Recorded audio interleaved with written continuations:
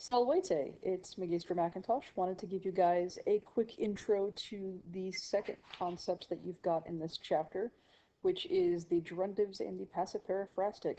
Those are a bunch of words that you don't need to know, like everything. There's just an ending that you're looking for and then a template for how you're understanding it.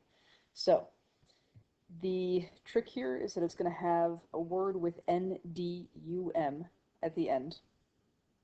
That ND, remember that as meaning necessary to do. It's something that's necessary to do.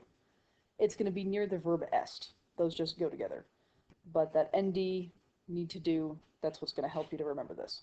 The template here is it's necessary for a dative to do the word that ends in NDUM. So here are some examples.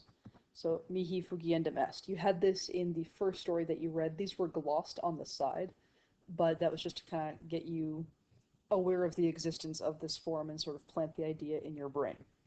So here it's necessary for the dative, mihi, so it's necessary for me to do this. So it's necessary for me to run away. Same thing here, and this is a good dative practice. If you're fuzzy on those, you've got those in the back of your book as always. So it's necessary for tibi, for you, to menendum, to remain, to stay. Also have these in the plural, nobis dormiendum est. So it's necessary, because of that ND, we need to do it. It's necessary for us, nobis, to sleep, dormiendum.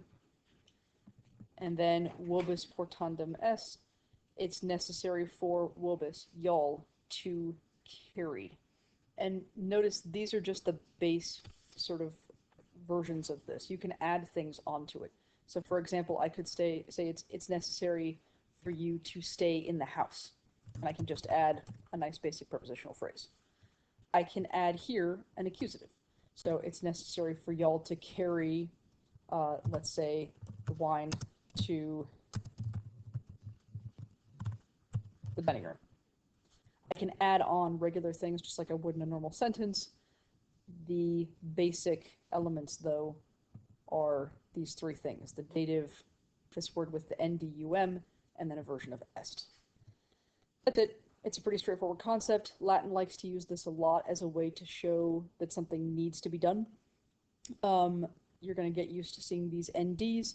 I'll have you doing some practice with really basic sentences. Remember that as they get longer and you have things added on, just boil it down to these three components and then add the other stuff later. And just keep an eye out for this NDUM. All right, thanks, guys.